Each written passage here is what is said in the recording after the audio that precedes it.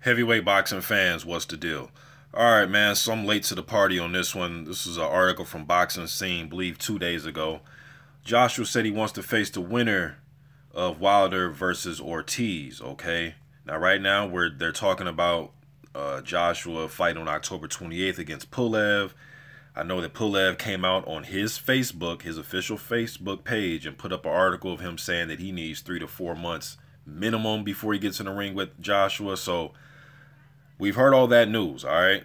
So nothing's set in stone just yet, you know what I mean? So hopefully we get a date soon. Hopefully it is October 28th, if that's the direction they're going to go in, all right? The sooner the better for me. Now, looking at this article, he says that it brings a unification fight closer rather than waiting for next summer. We've got an IBF mandatory to take care of. Then we got a WBA mandatory to take care of, which could be Ortiz. Now, we'll figure out everything in the next 2 days here, man, as far as what's going on with this WBA. Today's September 1st.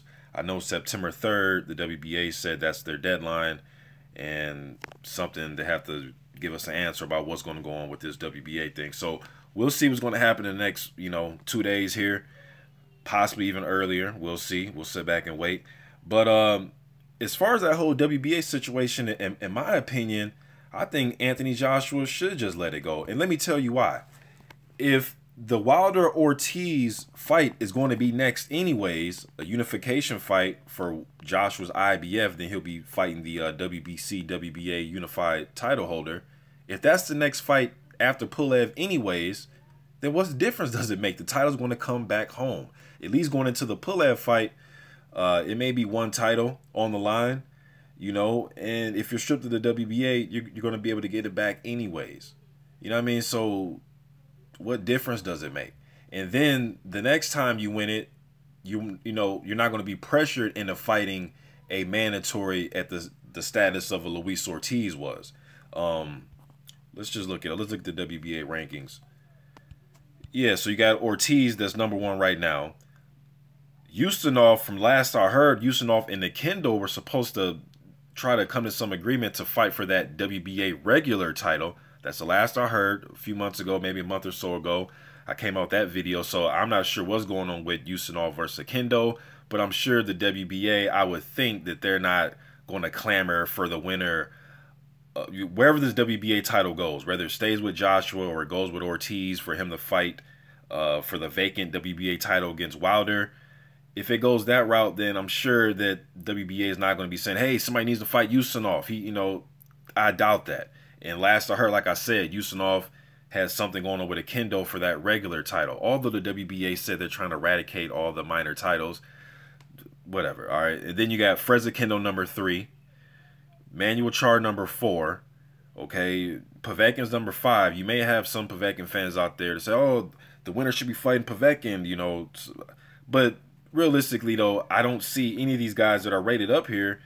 Miller #6, 7 Pulev, 8 White, 9 Trevor Bryan, 10 BJ Flores.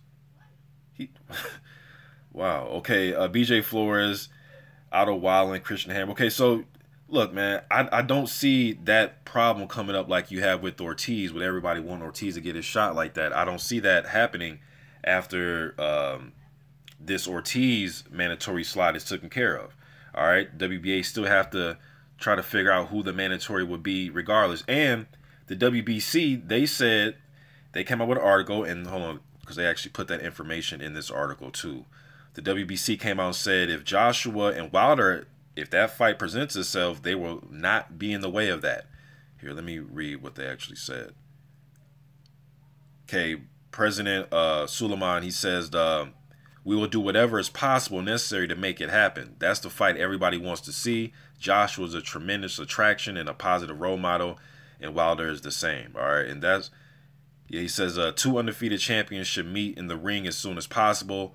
Both have commitments to finish, so next year is the time to meet. And he was saying that, they would not let any type of, yeah, right here, it says, no, it's not on this one.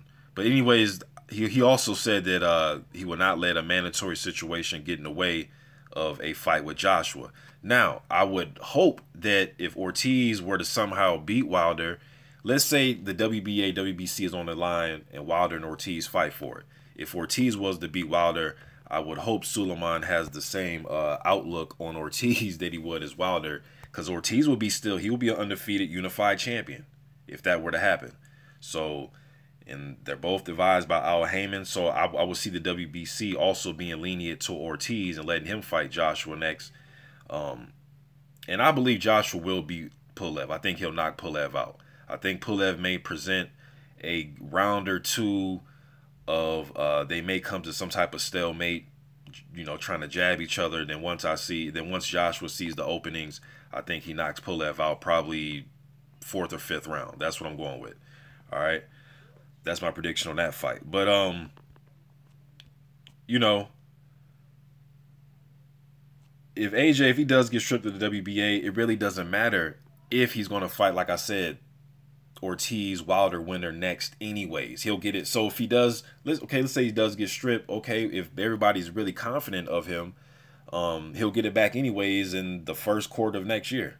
You know what I mean? So, okay, he won't have it for a few months.